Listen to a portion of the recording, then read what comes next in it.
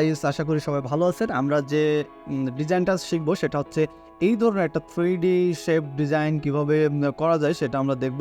ওকে, খুব ইজি এটা করা যাবে। তো আমি জাস্ট এটাকে ডিলিট করে দিচ্ছি।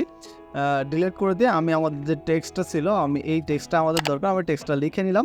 জাস্ট একটা যত বড় করবেন তত আপনার ভালো লাগবে দেখতে, বা আপনার প্রয়োজন মতো আপনি বড় করে নেবেন। জাস্ট আমি এটা এইভাবে রাখলাম। জাস্ট এটাকে আমি একটা কপি রেখে দিচ্ছি।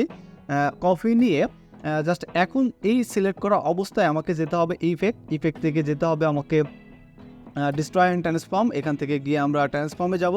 জাস্ট এই ধরনের একটা ডায়ালগ বক্স আসবে। আমরা এটাকে মুভ করতে চাচ্ছি। মুভ করতে গেলে আমাদের ভার্টিক্যালি হরিজন্টালি আমরা 2 ফিট মুভ করে দিলাম এবং ভার্টিক্যালি আমরা 2 ফিট মুভ করে দেবো। আমাদের রোটেশন যা আছে তাই থাকবে।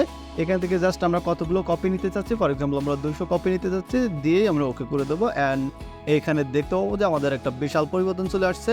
এই অবস্থায় রেখে আমি কন্ট্রোল F পেস্ট করব। কন্ট্রোল F দিলে আমাদের এটা উপরে পেস্ট হয়ে যাবে, আমরা যেটা কপি করে রাখছিলাম টেক্সটটা আসলে।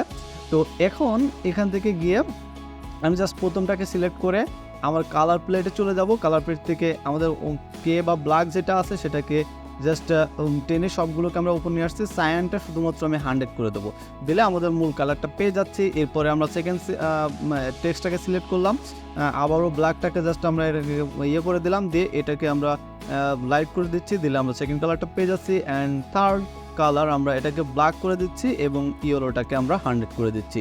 Just wow! এইভাবে করে আপনারা চাইলে সুন্দর সুন্দর বেশ কিছু ডিজাইন করতে পারেন।